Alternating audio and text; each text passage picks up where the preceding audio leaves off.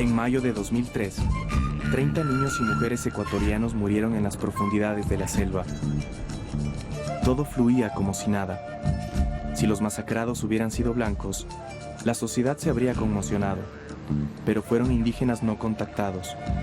Muy pocos se enteraron y a casi nadie le importó.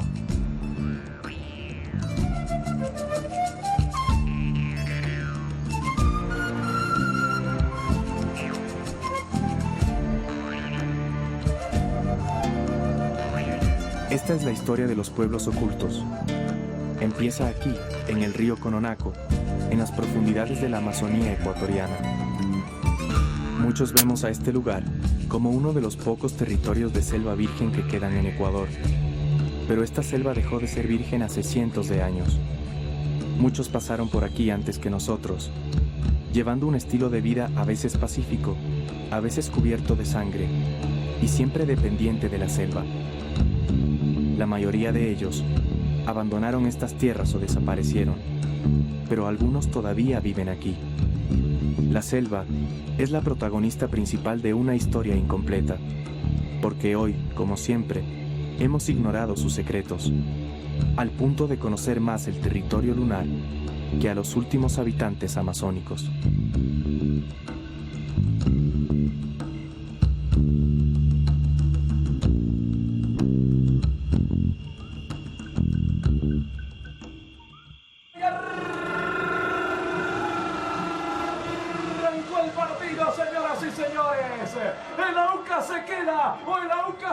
El 22 de octubre de 2006, Aucas, el ídolo quiteño, se jugaba la categoría. Era un partido de vida o muerte.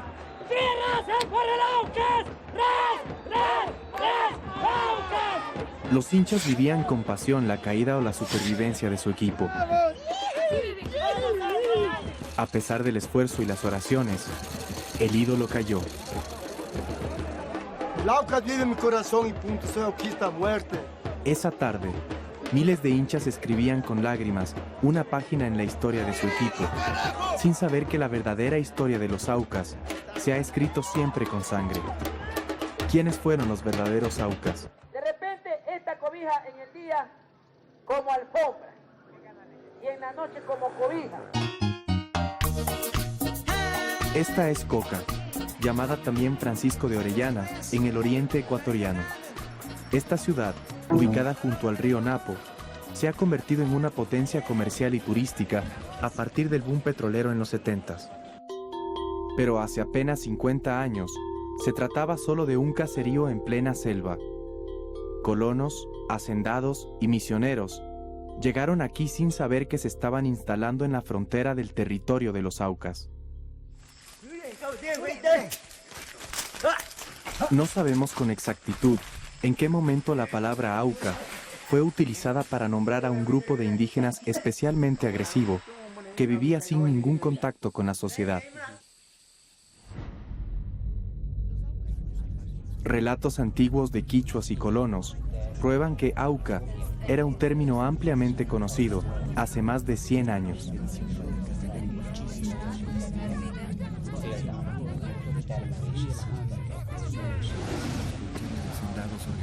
Subieron por el Chiripuno y llegaron a un lugar donde habían muchas casas, pero los salvajes mataron a los indios que habían quedado. Fue atacada por muchísimos. Los Aucas son muchos.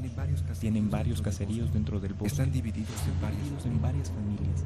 El dialecto que usan es casi inarticulado, siendo por esto la conversación animada de ellos, como los ladridos de una jauría. Viven completamente desnudos. Forman hordas terribles en extremo, apartadas del trato de las demás tribus, aún de las infieles, entregados a la rapiña y al asalto. Auca es una palabra quichua que viene del tiempo de los incas. Llamaban así a todos los indígenas que se oponían a la autoridad real. El Auca no es una persona. Es un salvaje.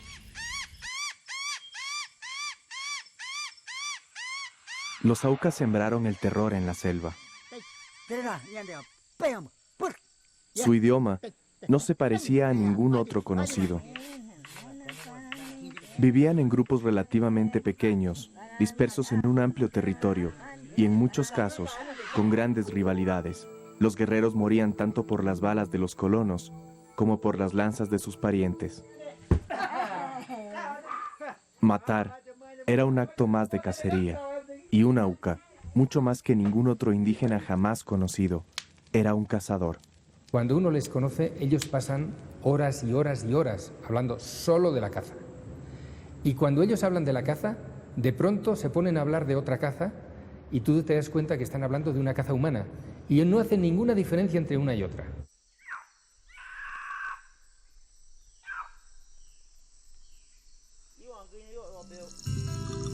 Si eran tan peligrosos, ¿por qué se insistió en ingresar a su territorio? La respuesta es sencilla. Los Aucas vivían sobre una mina de oro.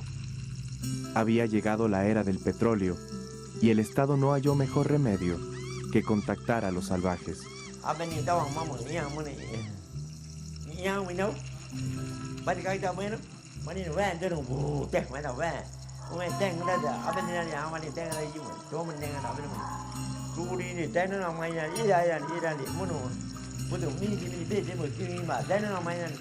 Alguien había logrado descifrar el idioma de los Aucas. El milagro vino directamente de Estados Unidos. Everybody likes to go someplace. With the turn of a key, we are on our way. From country to country, we go with the greatest of ease. In many remote regions of the earth, however, the going is not so easy. Here there are no roads, rails, nor airports. No telephones, no newspapers, no schools. 2,000 tribes hidden away in vast jungles, trackless deserts, and frozen wastelands speak languages which have never been put into writing. Day after day, year after year, these forgotten people struggle for their very survival in a never-ending battle against a hostile environment. Illiterate and superstitious, they are aliens in their own countries, unaware of their rights and responsibilities as citizens. Speaking only their tribal dialects, they are isolated and alone in their own hopeless little world.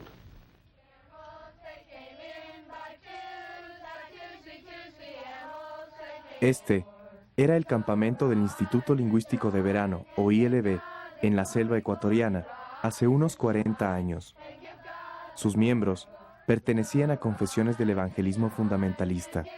Llegaron en 1952, poco después de que Texaco descubriera petróleo en territorio Auca. Su misión era traducir la Biblia a todas las lenguas indígenas, pero el contacto con los Aucas les había sido imposible. Raquel Saint, una de las personalidades más carismáticas del ILB, estaba decidida a contactarlos. En 1955, una mujer Auca fue secuestrada por colonos. Dayuma se convertiría en la puerta al mundo de los Aucas. Raquel con ella aprende muchas cosas. no solamente aprende el idioma, sino aprende el jeroglífico que es un grupo guaraní y se da cuenta cómo funciona el sistema de alianzas y cómo es el sistema de violencia o de paz. Y se da cuenta que entonces esa es la llave para contactar con su grupo. La voz en la radio era Dayuma.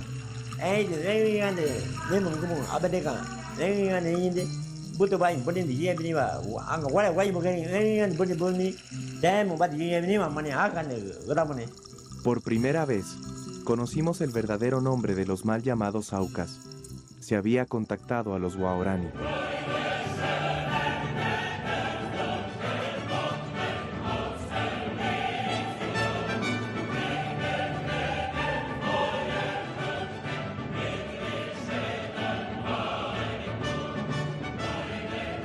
Con avionetas del ejército y de Texaco, Raquel Saint reclutó a la mayor cantidad de guaraníes posible.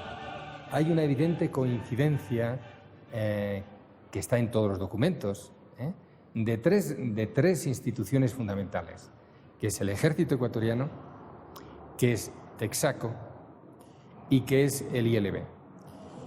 ¿Qué hacía el Estado? Al Estado, como siempre, le ha traído sin cuidado a los indígenas sin contacto y le parecía muy bien que le solucionaran un problema sin tener que intervenir para nada. El ILB creó Tigüeno, un poblado guaraní que se convertiría en su primer paso a la civilización. Cientos de guaos llegaron aquí. Los misioneros iniciaron la evangelización, ignorando que muchos guerreros convivían ahora con familias enemigas, en medio de un estilo de vida ajeno para ellos. A pesar de eso, los evangélicos promocionaban el éxito de su tarea pacificadora.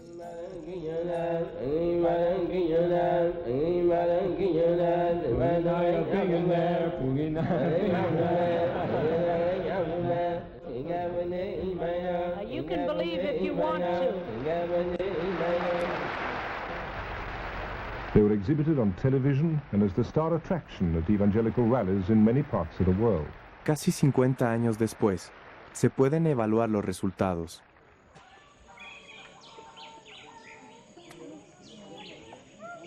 Tobeta es una pequeña comunidad en el Parque Nacional Yasuní.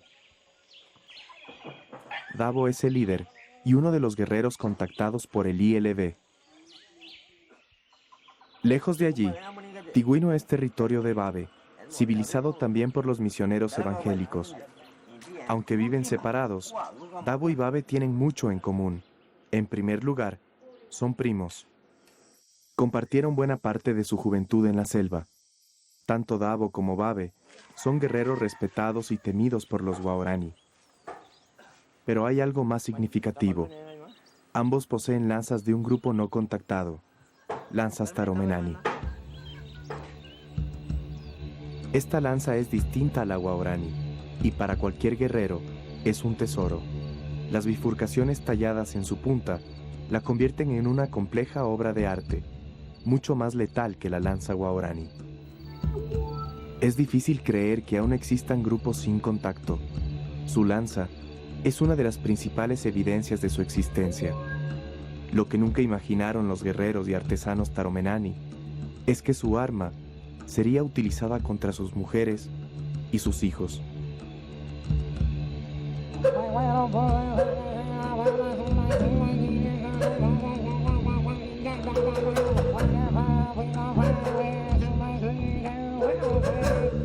La historia de cómo esas lanzas llegaron a manos de Dabo y Babe revela su principal punto en común. Ambos participaron en la matanza del grupo Taromenani en 2003. Entonces, ¿qué pasó con la pacificación de los guaraní? La evangelización en realidad no resultó, y con la paulatina desintegración de Tigüeno, los guaos volvieron a sus tierras, pero la selva ya había sido ocupada.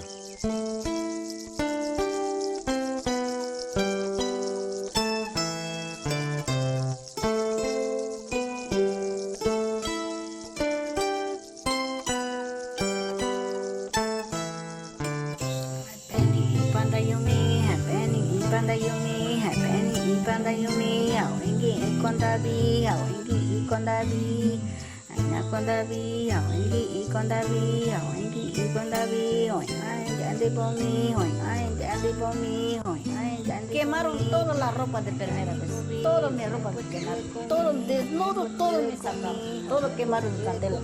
Yo quedé con desnudo. Yo de miedo tapaba con hojas. No dormía nada, no dormía. Solo pensaba a mi papá y a mi mamá. No sabía ese idioma guaraní. Ahí me he luchado bastante yo. Ahí pensando, ¿cuántas veces he luchado yo? Olga es quichua. A sus 14 años, Dayuma la entregó a Babe y desde entonces vive como una esclava. Babe la desprecia, pero la mantiene a su lado porque habla quichua, español y guaraní. A través de ella, Babe se ha comunicado siempre con colonos, misioneros o petroleros. Como Tigüino, muchas comunidades guaraní se instalaron en las vías petroleras. El contacto trajo palabras valiosas como compañía, convenio y paro. Los mayores tienen que cobrar gratis. Así han dicho. Y ahora en este mes creo que yo voy a cobrar también. Babe no trabaja, pero recibe un sueldo de Petrobel. Para una petrolera, mantener a los guaraní tranquilos es más rentable que poner en riesgo la producción. Babe descubrió la nueva selva de recolección. Babe va perdiendo su personalidad guaraní y va adoptando una personalidad que él nunca ha entendido. Fíjense, hasta ahora el Estado o la UNAE, sus dirigentes indígenas, jamás han hecho ni el más mínimo esfuerzo por explicarle a un guaraní qué es Ecuador. ¿Con quién va a aprender a ser ciudadano? ¿Con los ladrones de tierras? ¿Con los petroleros que lo tienen como un monigote, que se burlan de él constantemente? ¿Con los militares que en cuanto pueden se llevan a una de sus muchachas? Babe es un producto del patio trasero de nuestra civilización, ¿no?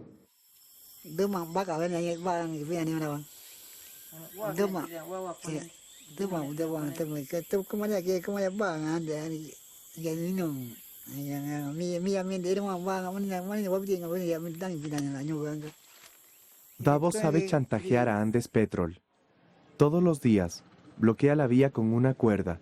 Los trabajadores de la compañía esperan a que a Davo se le antoje darles paso.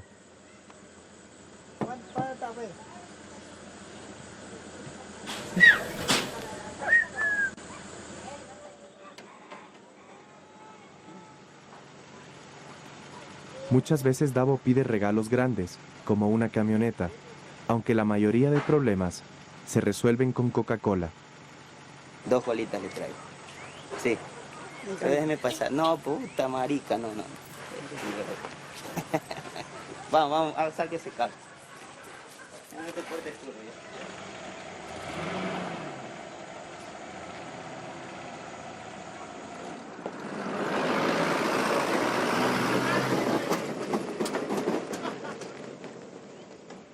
Dentro de sus programas de responsabilidad social, las compañías petroleras intentan mejorar la calidad de vida de las comunidades guaraní, pero ese concepto se ha desvirtuado y lo que en verdad ha ocurrido es que los guaos se han convertido en mendigos del petróleo. Es algo penoso.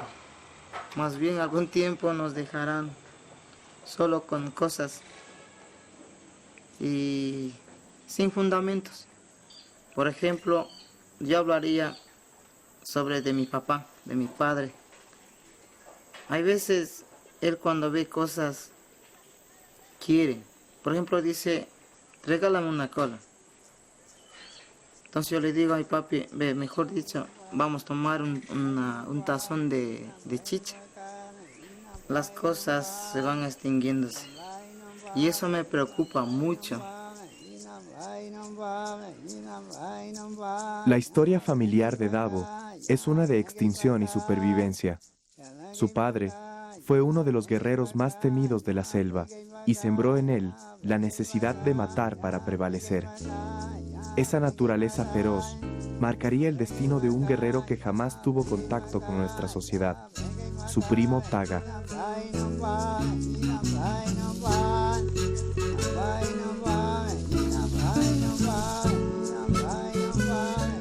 Antes del ILB, Davo compartió su infancia con sus primos Babe y Taga. Ñigua era su padre y el líder del grupo. Kemompare, hermano de Ñigua, era el padre de Taga y junto a Ñigua, uno de los guerreros más fuertes. En 1958, colonos y misioneros se asentaron en las orillas del Napo, en lo que hoy es la ciudad del Coca. Al otro lado del río, vivían Ñigua y su grupo. Taga era el menor de sus primos, pero Davo lo recuerda como el más fuerte.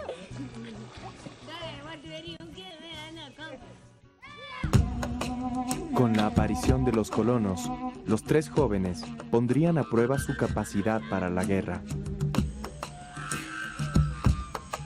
Ñigua lideró los ataques al Coca, matando un buen número de colonos.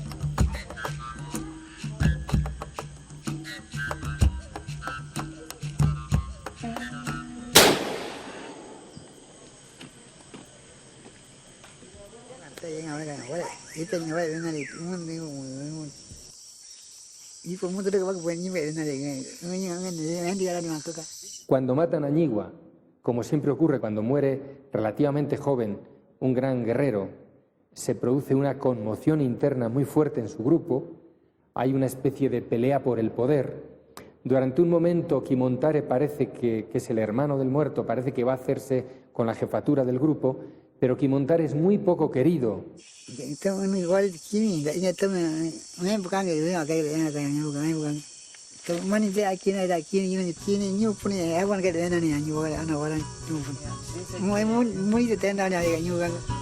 Davo intentó matar a Taga, que logró escapar, perdiéndose solo en la selva.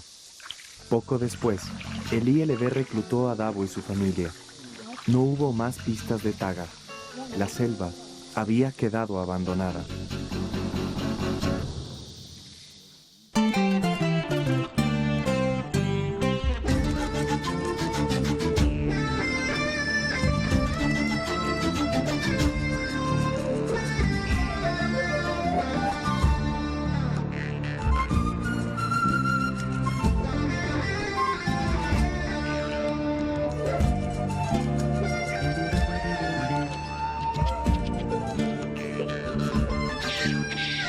Esta enorme reducción, esta conquista, esta última y definitiva conquista de la selva que se hace siempre a base del territorio guaraní, es la que provoca todas las violencias hasta hoy.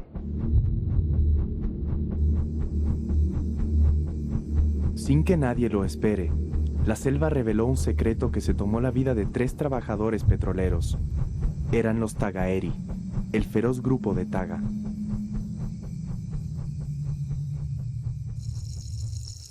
En las décadas de los 70 y 80, se registraron varios enfrentamientos entre los trabajadores petroleros y los Tagaeri.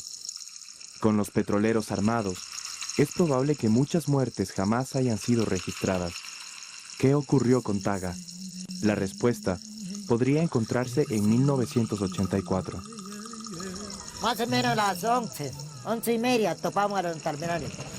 Ahí topamos una lluvia bastante fuerte lluvia, un tronco, había una curva, así topa de canoa, una playa. Ahí pincharon canoa.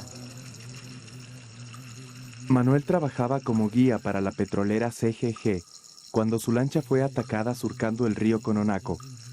Fue herido por una lanza Tagaeri, pero logró escapar. El líder de los guerreros atacó al motorista herido.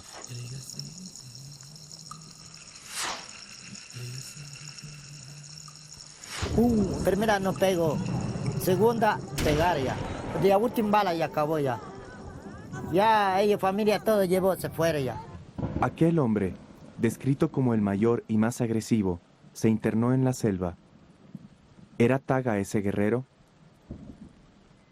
Pocos años antes, Monseñor Alejandro Lavaca intervino ante lo que parecía ser el exterminio de los Tagaeri. Cuando Alejandro está cada vez más angustiado porque no puede parar el avance petrolero sobre las tierras Tagaeri, lo primero que pide es que hay un terreno que se deje unos años sin entrar nadie ahí hasta que podamos hacer un contacto pacífico con ellos. Esa es su propuesta. Como eso no se acepta y la exploración de Cepe, en ese momento Cepe, sigue adelante, entonces Alejandro propone un plan de contacto. La Vaca llevaba algunos años visitando a un grupo guaraní que no tuvo mayor influencia del ILB. Con ellos, aprendió sus costumbres y su idioma. En 1987, localizó una casa Tagaeri. Sabía que un grupo influyente de Cepe pretendía su exterminio. La Vaca consiguió un helicóptero petrolero y, apremiado por las circunstancias, intentó el contacto junto a la hermana Inés Arango. Un obispo español, Monseñor Alejandro La Vaca, fue encontrado muerto hace unos días junto a una misionera colombiana. Él estaba completamente desnudo, tal como viven los indios aucas del río Yasaní, y tenía en su cuerpo 65 heridas producidas por lanza. El helicóptero lo dejó a 200 metros de la casa Tagaeri, con la promesa de volver 2 horas después. Bueno, los petroleros nos dijeron que el piloto se perdió. ¿Cómo el piloto se va a perder en 5 minutos de helicóptero en una casa donde habían viajado 40 veces? No, no se perdió, sino que simplemente ellos tenían que hacer trasteos y dijeron, ¿para qué vamos a gastar 10 minutos de helicóptero? No gastaron. Ese es un detallito, yo no se lo echo en cara, simplemente es una muestra más de que, en definitiva, repito, a nadie interesa. A nadie ha interesado, ni los campesinos, ni los indígenas, ni los curitas que estaban con ellos. A nadie. Alejandro La Vaca murió en lo profundo de la selva, asesinado por hombres acostumbrados a vivir y a morir por las leyes de la naturaleza. Los misioneros capuchinos aún guardan una de las 18 lanzas que le quitaron la vida. Por mucho tiempo, los detalles de su muerte permanecieron como un misterio, pero eso cambió en 1992, cuando una mujer fue secuestrada. Babe me manda a uno de sus hijos para decirme, te hemos conseguido una mujer Tagaeri. Carne cruda comía, pero era bien gorda. Pelo tenía hasta aquí, bien simpática, como gringo.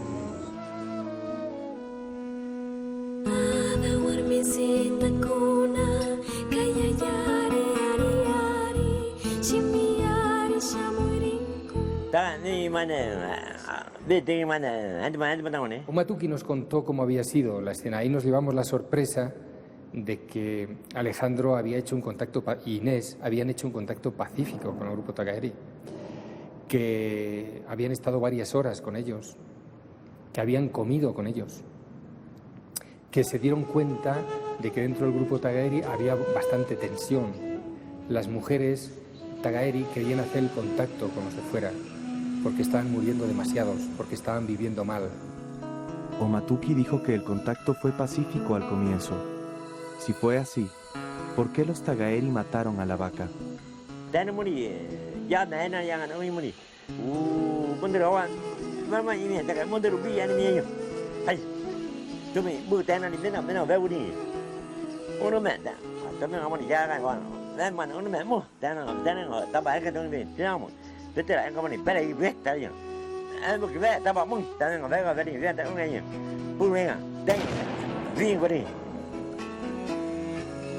Los Tagaeri aplicaron su ley.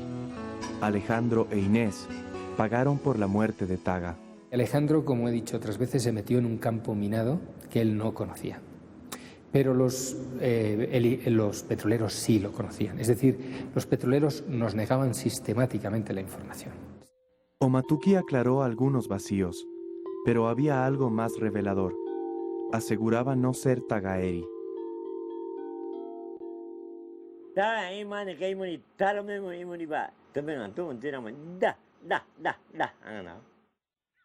Omatuki era Tarahumenani. Babe la había secuestrado cerca de una casa Tagaeri, como esta, fotografiada por un helicóptero petrolero. Según ella, los Tarahumenani se aliaron con los Tagaeri. Luego de una época de intercambios familiares y paz, conflictos internos terminaron con la alianza y los Taromenani exterminaron a los últimos Tagaeri. El disparo de una bala hace 50 años determinó el nacimiento y la desaparición de los Tagaeri. Es probable que el mayor temor de Alejandro la Vaca se haya cristalizado. Si esas fueron las consecuencias de un disparo, ¿cuáles serían las del secuestro de Omatuki? Raptar a una mujer es un acto de guerra declarada, ¿no? Pero claro, también me parecía enormemente peligroso el acto de devolución. Y yo hablé con él un buen rato cómo hacerlo, ¿no? Y Babe quedó de acuerdo en cómo hacerlo. Y naturalmente luego hizo todo lo contrario.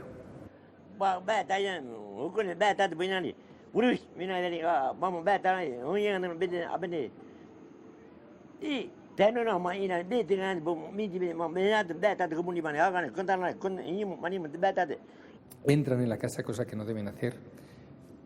Toman la comida de la casa, cogen sus lanzas, ¿no? Es decir, roban la casa, y en un momento de esos Omatuki se les corre.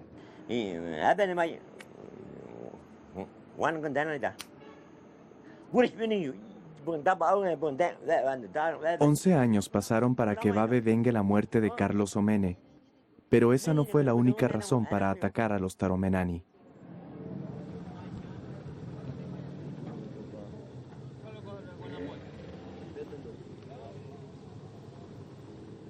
El territorio guaurani había sido invadido por una nueva clase de predadores, los madereros. Babe empezó a ganar dinero por cada bloque de cedro extraído del Parque Nacional Yasuní. Pero el cedro empezó a escasear y los madereros se internaron cada vez más profundo, llegando a territorio taromenani. Un ataque pondría en peligro el negocio de Babe. Él planificó el asalto. Sabía la ubicación de la casa taromenani porque la había observado desde los helicópteros. Contaba también con el combustible que normalmente le entregaba la compañía, además de dinero y armas suficientes, regaladas por los madereros. En una tierra de impunidad, Babe tuvo el camino libre.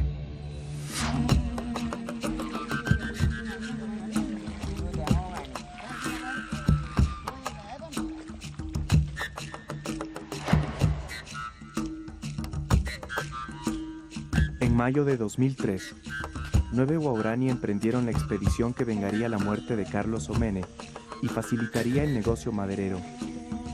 Babe no fue parte del grupo atacante, argumentando que estaba demasiado viejo para ir.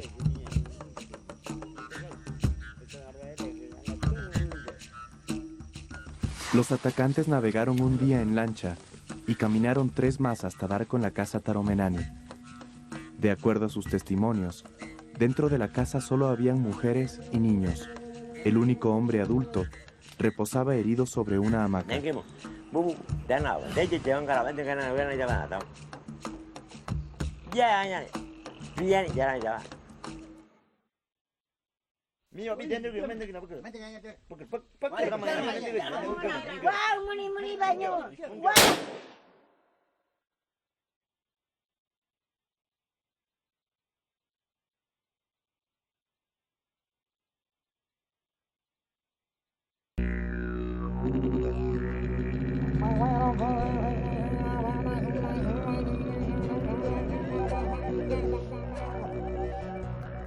¿Dónde nace el odio? ¿Cómo llegó a un sitio tan remoto?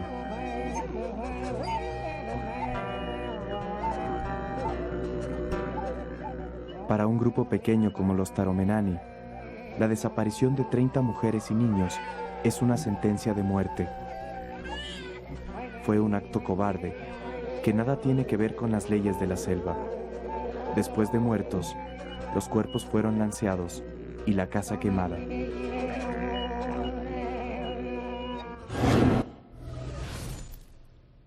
Carlos Palacios fue el único periodista de televisión que llegó hasta la comunidad de Tigüino, varios de cuyos miembros se enfrentaron con los de la comunidad de Taromenani. Los jefes de los Tigüino no quieren que vayan ni la policía ni los militares a investigar esta matanza. Queremos estar tranquilidad, estar buenas personas respetando unos a otros. No queremos venga de la policía, de militares. queremos venga de resolución del funcionario, que consejos, hijos, no queremos vaya a terminar el juicio, no queremos pasar Cultura guaraní, así era nuestro abuelo, luchaba por el enemigo, por lo que mataba a su padre, pero ahora ahí quedamos. En el enfrentamiento, los tigüinos mataron a 10 mujeres, 4 hombres adultos y 5 niños, entre los que se encontraba Taramenane, jefe de los Taramenane, cuya cabeza llevaron hasta su comunidad como señal de haber ganado el enfrentamiento. ¿En qué país se saca en andas a los asesinos? ¿En qué país se fotografían como los grandes héroes a los asesinos de mujeres y de niños del mayor crimen que ha ocurrido en Ecuador en muchos, muchos años? Y nadie, ni los obispos dijeron nada. Yo decía, ¿cómo puede actuar esto educativamente entre los guaraní? ¿Cómo le voy a decir yo luego a un guaraní? No puedes matar a mujeres y niños. Pero si son los héroes. A nadie se le hubiera ocurrido en Ecuador sacar a los policías de Fibeca de héroes. No. Eso la gente ecuatoriana no lo admite. Los periodistas ecuatorianos no lo admiten. Ningún ecuatoriano. ¿Y por qué admiten lo otro? Pues estamos en lo de siempre, ¿eh? Porque no son personas. Varios días después, el escándalo mediático obligó a militares y policías a organizar un vuelo que recogiera evidencias en la casa Taromenani. Participaron del reconocimiento dirigentes de la ONAE, principal organización del pueblo guaraní, y el fiscal de Pastaza, Marco Vargas. Fue una operación increíblemente mala, tan detestable a mi parecer como el asesinato. Porque era una oportunidad. Es decir, ahí ya no causábamos ningún daño, porque otro tipo de conocimiento no lo puedes causar sin daño, porque les influyes, bajas hasta ellos, les obligas, pero ahí no, ahí ya no hacíamos daño. Bueno, ya que se ha hecho una matanza, siquiera saquemos la parte positiva.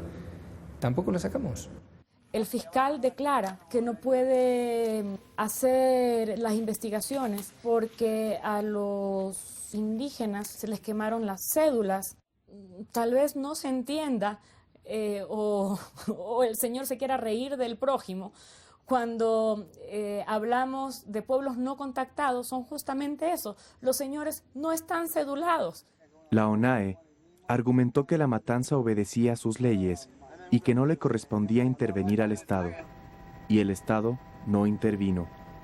Como si no se tratara de un problema de los Taromenani, la sociedad trató el tema como un asunto guaraní. La ONAE decidió el perdón de los asesinos siempre y cuando se comprometan a no continuar la guerra, y por ser la primera vez. Pero ¿qué harían los Taromenani después de la agresión?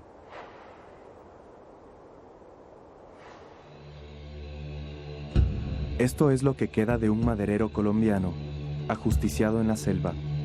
Los Taromenani dejaron con vida a los hombres que lo acompañaban, probablemente para que adviertan a los demás y no se vuelva a violar su territorio.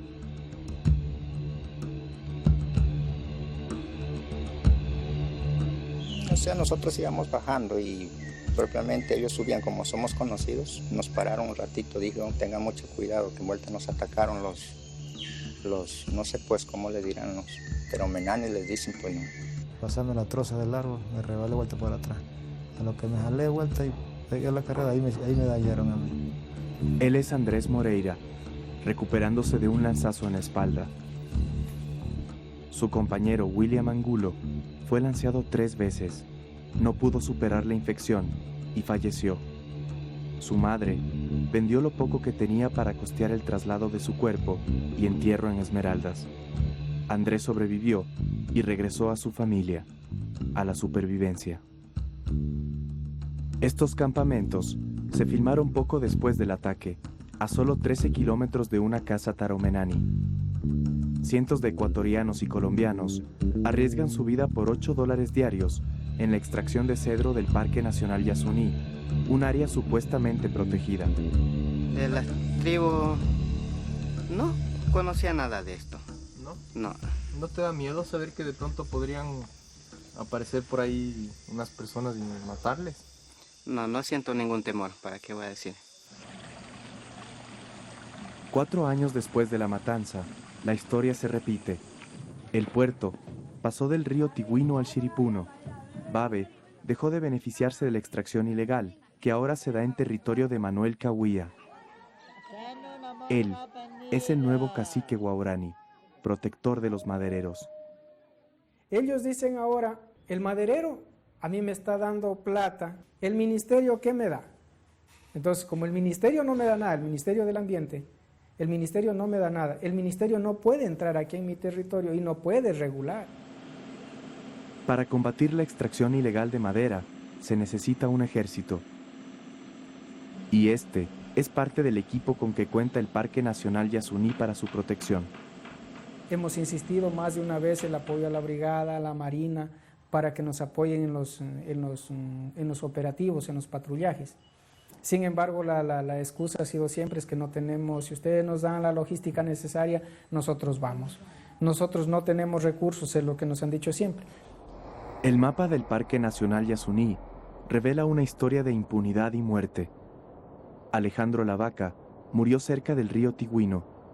La matanza del grupo Taromenani ocurrió al sur, en la selva del Curaray. Varios kilómetros al norte, en el Cononaco Chico, se registraron los ataques a los madereros. La extracción de madera se da con la complicidad de las comunidades guaurani de Tigüino y Ñoneno. Por todo eso, desde 1999, los límites de una zona intangible en el parque para la protección de los pueblos no contactados se venían definiendo. ¿Por qué no se llegó a firmar el decreto? Cuando estaba el decreto ejecutivo listo para ser firmado por el presidente de la República, llegó una carta del doctor Shang, representante de Andes Petroleum, oponiéndose a los límites propuestos. El doctor Shang, representante de la compañía Andes Petroleum, se lo digo con todos los nombres y apellidos que puedo nombrar. Esos son los chinos. Exactamente. Los herederos, Andes Petroleum compró lo que era antes de Encana. De una delimitación que nos afectaba de una manera, cambian a una delimitación que nos afecta incluso en el bloque 14. Pero en ningún momento en contra del proceso de la delimitación. ¿Quién manda en el Oriente, Shang o Palacio? Palacio. Cuando los medios ejercen presión, ellos mandan. Poco después de esta entrevista, el 3 de enero de 2007, se firmó el decreto de la zona intangible. No sé si los madereros en este momento ya tienen una copia del decreto y saben que ya no pueden entrar a la zona intangible.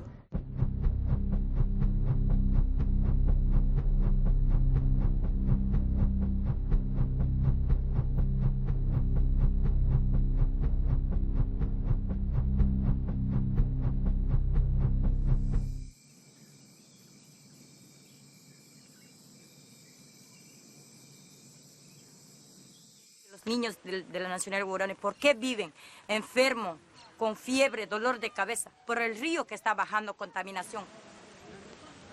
El derrame del Pozo 8 de Petroproducción obligó a la comunidad de Ñoneno a bloquear la vía, complicando las tareas de Petrobel y Petroecuador. En un país de paros, los guaurani aprendieron perfectamente su utilidad. Esta comunidad de 25 familias tenemos a dónde va a vivir, cómo va petróleo, Petroproducción, la mandaron, toda Petroproducción de la me manda, no me manda, pero el gobierno no la ayudar. Pero este paro tenía un detalle particular. Los guaurani protestaban con lanzas taromenani.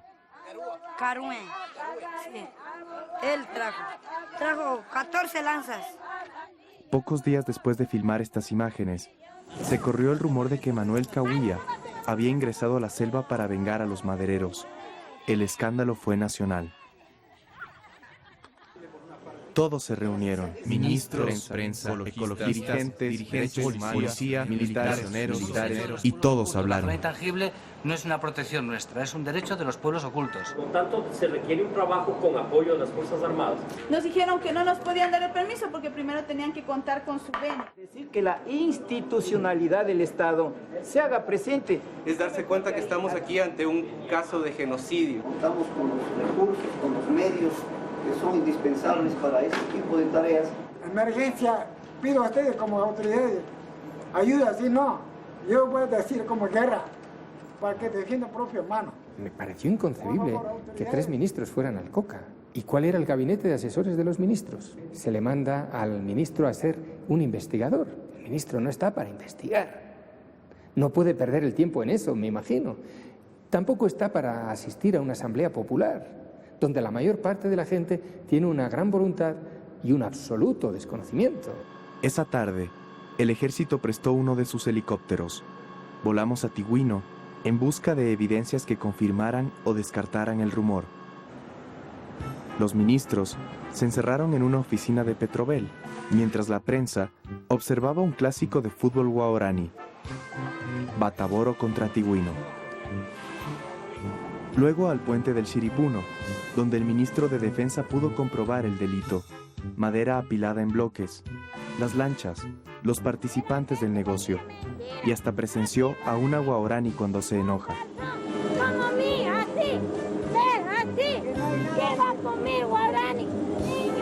Después del show, todos regresaron a Quito. Jamás se confirmó o descartó la matanza. Algunos días después, los guaraní impidieron a 5 soldados desarmados realizar un decomiso de madera. Y eso fue todo.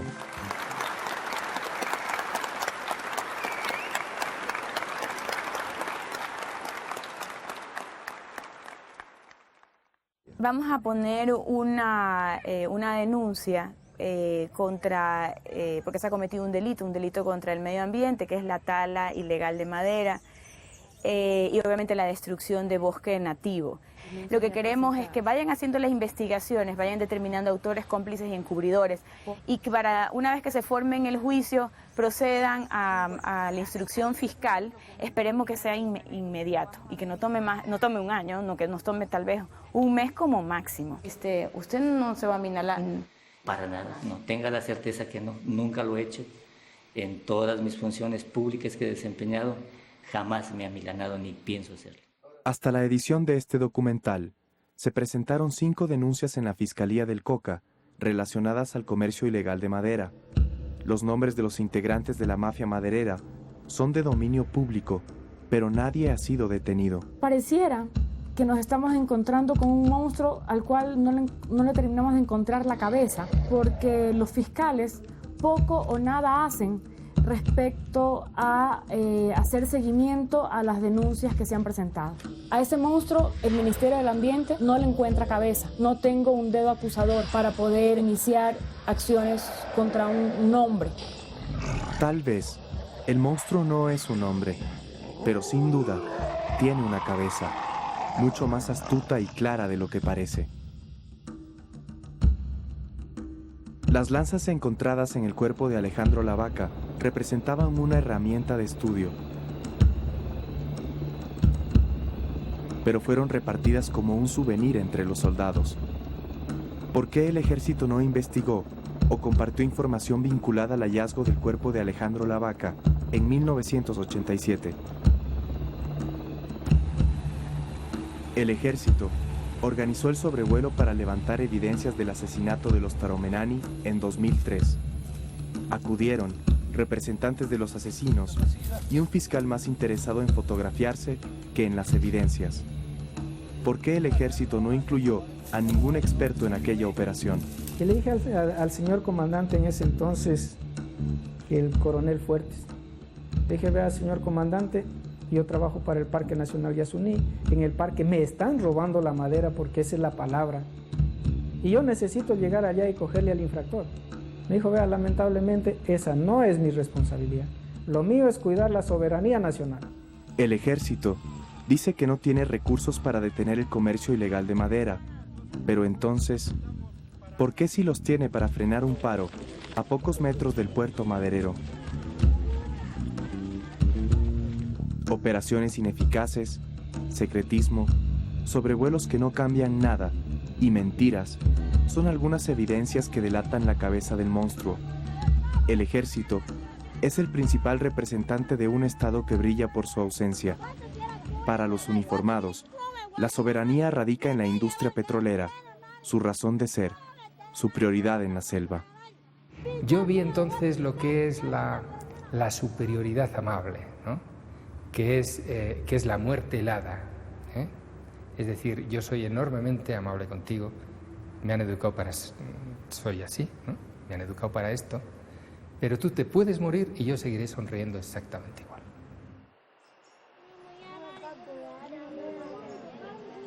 Porque nosotros ahora somos guaraní, pero vivimos civilizados. Eso necesitamos las cosas de afuera y otro lado guardamos la cultura. Es donde mucha gente tiene que dar la cuenta, porque nosotros somos un gente que tenemos mucha riqueza desde Ecuador, no solamente para nosotros como indígenas, para el bien de todo el país. Los madereros están ganando la batalla en la selva, pero aún hay esperanza. La comunidad guaraní de Bameno no está cerca de ninguna compañía petrolera y es un ejemplo de conservación y supervivencia de los clanes amazónicos. A mí me puede pagar como $20,000 por hoy día para explotarle 5,000 árboles. Y después de un año se explotan, se deja y ¿cuándo puede encontrar lo que era cedro grande? Y nunca jamás. Estamos guardando esta comunidad para que la comunidad que guarde su cultura, porque un día puede venir mucha gente de otro mundo que puede venir a conocerle la cultura. Porque nuestro hijo tenemos que mostrar cómo hacer la flecha, cómo hacer su cacería, tenemos que mostrar en el centro para que no pierda y que habla su lengua guaraní. Sin apoyo ni presencia del Estado, Bameno podría sucumbir ante la tentación de la madera y con ella la gradual desaparición de su cultura. Pero ese no es el único problema. Los niños no beben agua del Cononaco porque ha sido contaminado, pero los taromenani sí lo hacen. Cada uno de los ya constantes derrames de Petroecuador los mata lentamente. Su entorno ha sido invadido al punto de que sin un contacto adecuado, de todas formas morirán.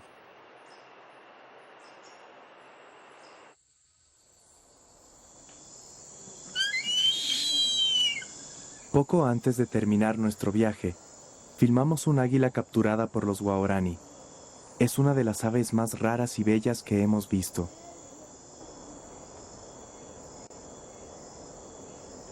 Sus captores no la comerán, pero tampoco la dejarán libre. Morirá atada, como un símbolo de superioridad del hombre sobre la naturaleza. Aún así, el águila se mostrará feroz, recordándonos que la selva también es un territorio de muerte.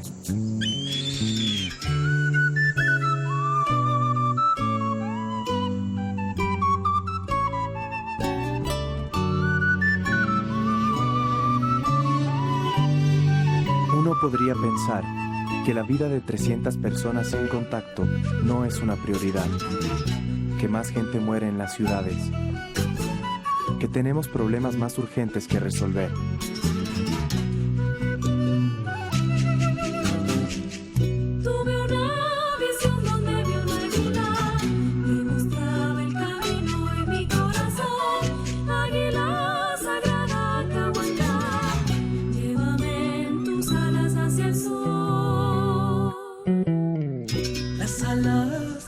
Alcanzarán las brisas que sobre el aliento del espíritu.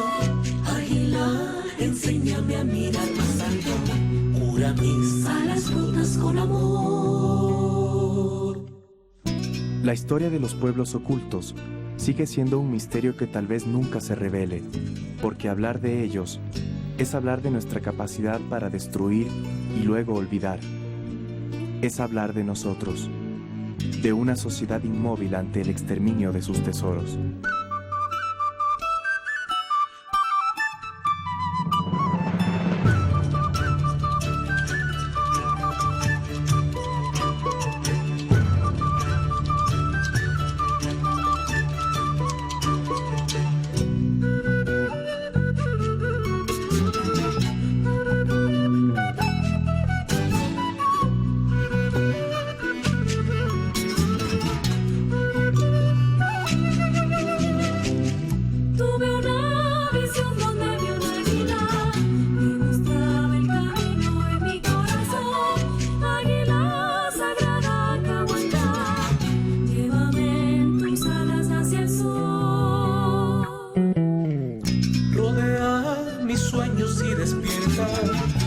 toda magia y esencia que pueda cambiar la vida de tu pueblo, Caromenamí, hijos de la selva y el jaguar.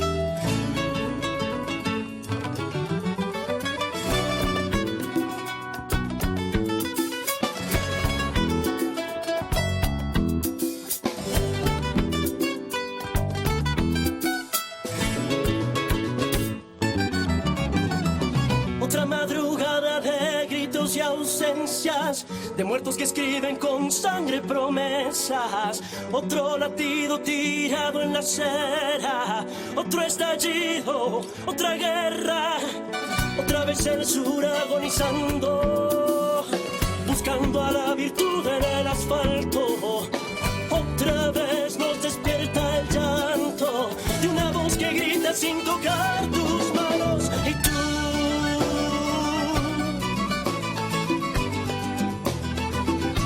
Que te quedas silente porque no hacemos nada cuando muere la gente.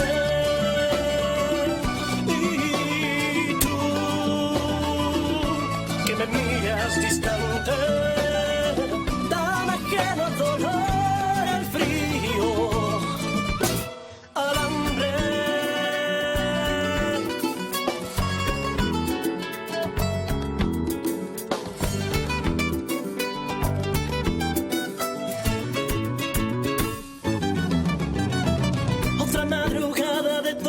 Y batallas de silencios que ensucian esta clara mañana. Otra vez han sembrado el terror, cegando al porvenir, envenenando al amor. Otra vez el sur agonizando, desamparado va rodando cuesta abajo. Otra noche sin luna, otro retraso, otra vez se pierde la dulzura de tus labios y tú.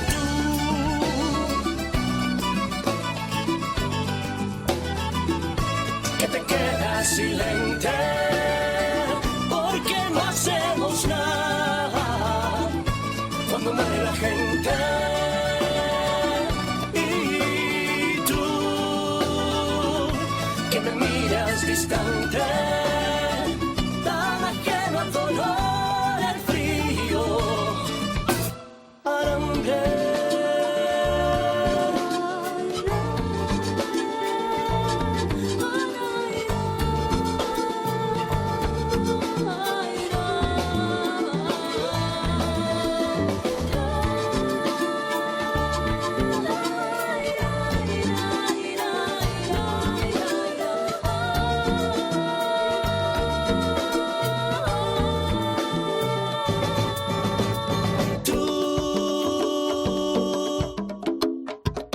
Que te quedas